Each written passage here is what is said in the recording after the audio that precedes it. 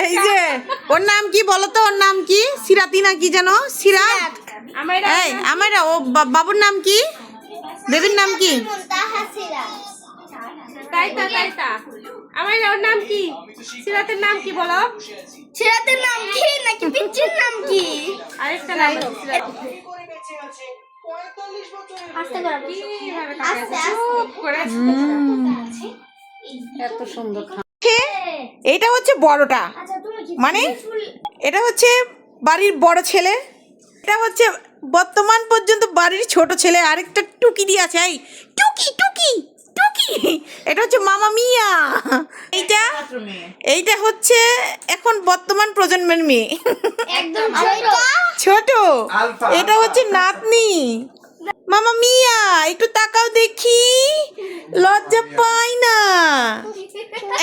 এই যে মামা মিয়া।